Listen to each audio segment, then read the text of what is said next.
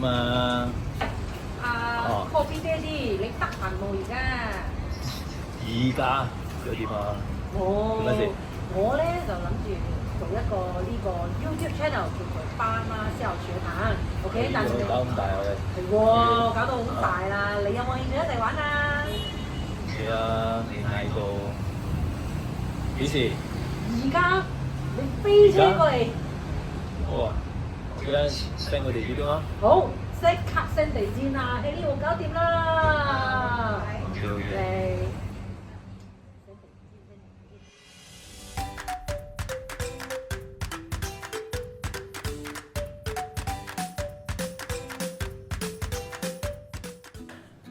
欢迎来到爸妈笑学堂的第一堂课。今天非常高兴，我们请到 Kobe Daddy 跟我们一起来上学喽。大家早上好，謝謝 Chris 邀請我來這裡啊。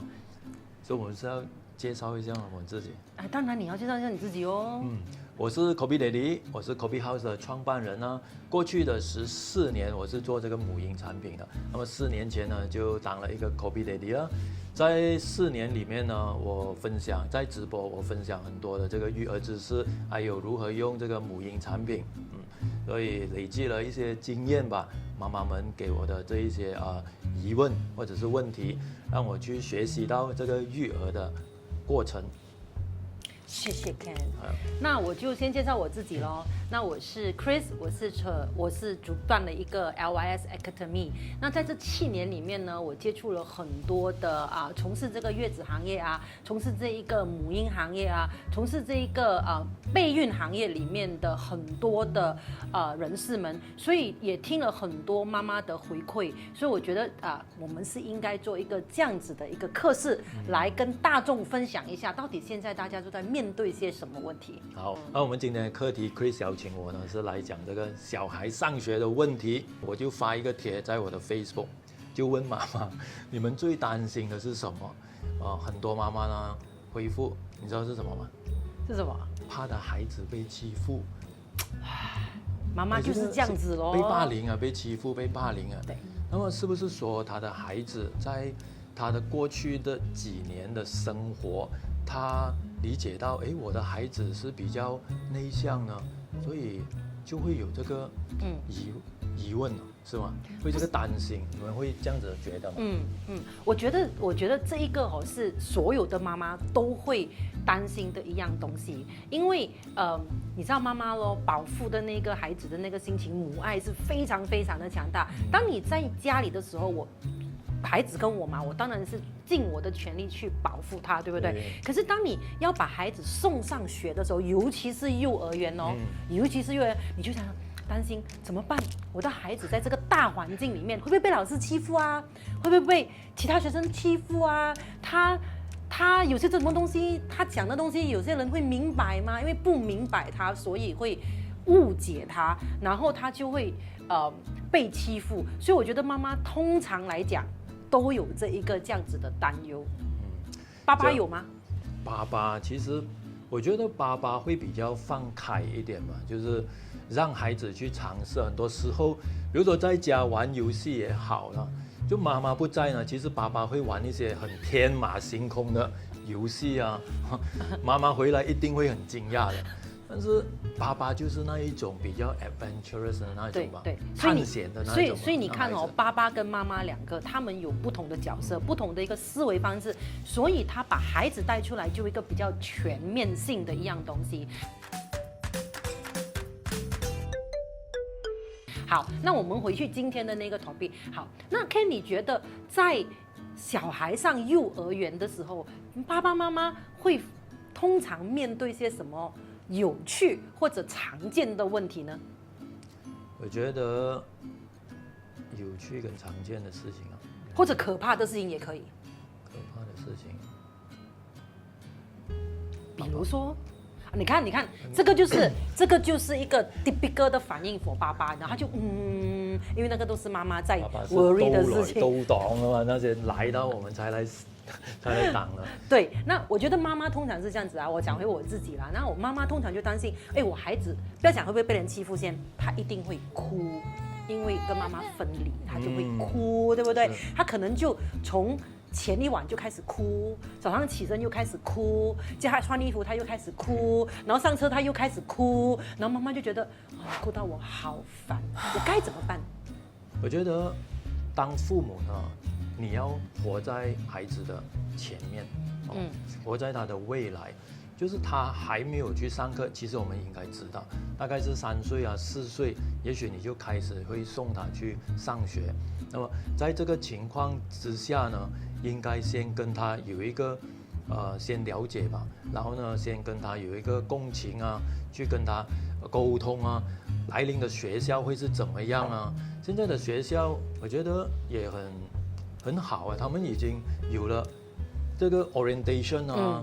尽量让孩子，甚至小学也是有 orientation，幼儿园也有 orientation 呢。现在幼儿园的 orientation 很好玩的，我觉得，就是他们就在开学前的1个星期，他们就叫妈妈、父母就把孩子带过来，然后就来了，怎么呢？就给他们玩而已，有没有？所以他就把这一个观念给这个小孩说，哎，你们来这边是玩爽的，然后有东西吃，有玩爽，有朋友，有唱歌，有跳舞，所以他们就已经减低了这个孩子对上幼儿园的一个恐惧。不过 Ken， 我想你应该也有一点的比较不常见，或者说比较严重的一些个案来分享一下关于这个上幼儿园的妈妈们，因为我想在你的 post 出去了之后，有些妈妈告诉你她的情况是怎么样，来一个分享好不好？最近呢，在我的Facebook 呢，就其实经常都有妈妈来问，有一个 case 呢就比较严重的，就是她说她的女儿呢上了这个幼儿园呢，第一次上幼儿园呢，4岁，就她很抗拒，就是到呢晚上啊，她会很抗拒，她哭，每个晚上呢她都哭。她已经上了之后，她还在哭。她上了大概1个星期，就是每一天晚上都哭，就睡不着，然后呢。半夜呢起来好几次，这几乎就是没有安眠的睡觉。但是当他一到学校呢，他就会立刻的停下，然后呢就安安静静的走进去这个学堂。他不会抗拒进去，他不会抗拒进去，他只是回到家，他有这个反应。他一回到家呢，见到妈妈呢，就会很多的情绪发泄，就是很多的不要开始，很多的不要 no no no 这样子，就是有一些发泄情绪啊，然后呢，甚至越来越严重是怎么样？就是他抠手指啊，这个手皮啊都抠到指甲这边，指甲那边都抠到有血流血，哇，到这个情况了。那么在这里呢，我就是让他知道，第一，这个应该是焦虑，分离焦虑症哦。所以你可以讲一下分离焦虑症。其实分离焦虑症在很多的小孩里面都是一个过程来的，它不是症哦。sorry， 我应该这样讲，我 rephrase 啊，分离焦虑哦，它是一个情绪，它是一个情绪，它是在10个月、8个月、10个月大的小孩 baby 已经开始在 develop。这么小就对，这么小已经开始了，所以你看哦，那个时候的小孩子哦，常常你会听到人家讲，哎呀，那个小孩子认人，他不要给你抱，他会哭，you know， 就是对妈妈的就对照顾者或者父母的外人，他都会有这种这样子。其实那个就是分离焦虑的一个情绪的一个表达。然后8个月、9个月、10个月，他最高峰是去到18个月，最高峰了。那你讲说怎么讲18个最高峰就是那个时候他是完全的非常的焦虑。就比如说妈妈去一个厕所，他看不到妈妈，在屋子里面看不到妈妈，他就会觉得我妈妈在哪里，他就开始哭。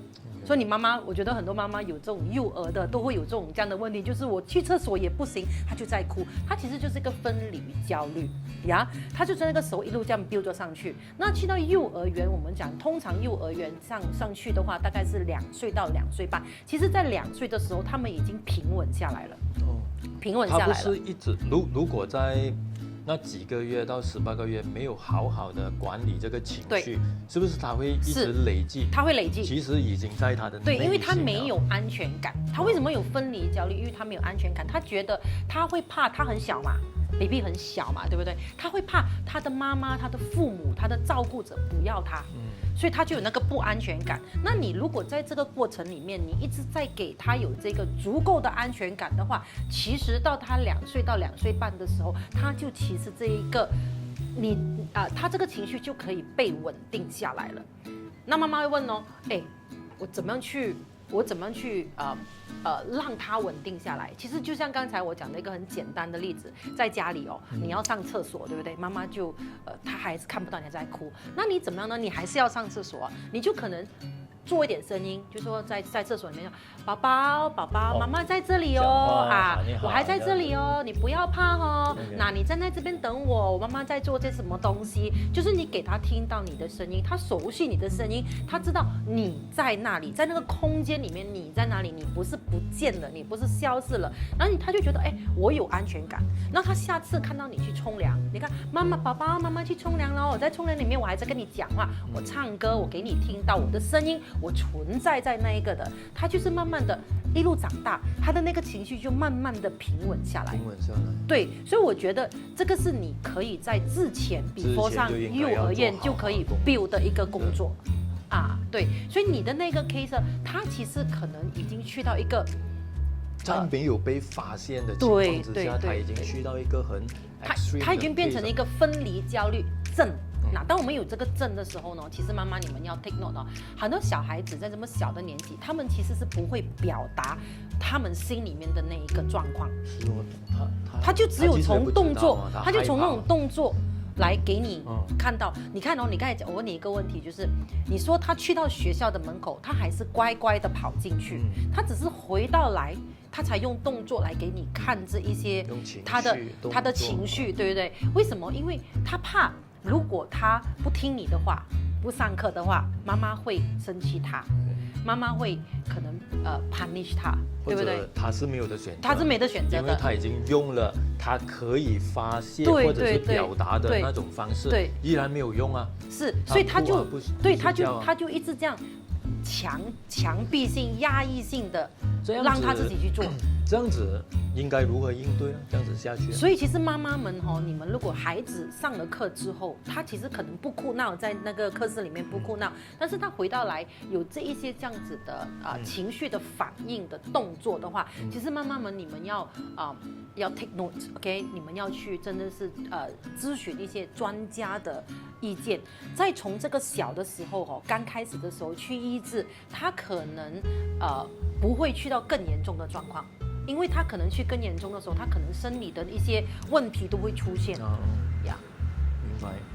所以就是，如果你的孩子还小，我觉得呢，就应该要理解这个分离焦虑症从8个月开始嘛，这样子就不会一直建立下去，对，变成更加的严重，是，所以这其实都是一个情绪。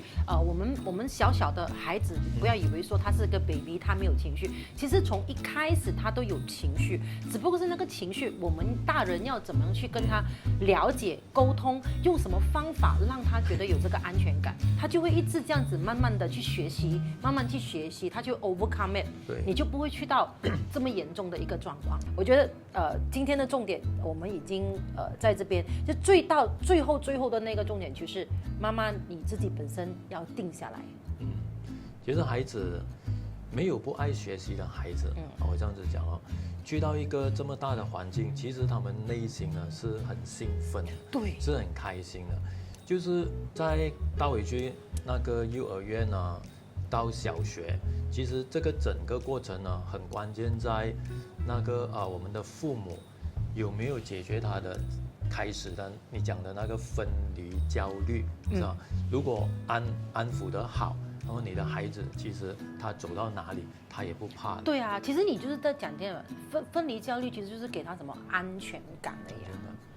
他自己有了安全感，他就自然而然的有信心，然后他就可以女人一样没有安全感，一直打电话给老公问他在哪里，就是因为你们没有安全感，因为你们不要回 message，OK， 所以就是打，然后播边，然后东西，所以其实他就是一样的东西，就是你要 reassure 给他一个安全感的一个感觉啦。然后其实，在孩子你妈妈，我们带小孩子去上学，除了是学习之外，就是应有的知识。其实他们最主要关键学习怎么自我表达，怎么管理我们的情绪对，怎么去跟朋友相处，怎么去跟老师相处沟通，它就是一个小小的一个社会的一个缩影。对，那个社会，它是一个很重要的一个过程。妈妈，如果你干涉太多，或者你不肯放手的话哦，其实你在剥夺了他学习的一个对状况，对吗让？他很焦虑的在学习啊，对啊，对啊，很没有安全感，很焦虑的在对啊这个大环境里面生活，然后呢，很自然就影响到以后他出来的，他社会长大出来的那个性格是怎么样？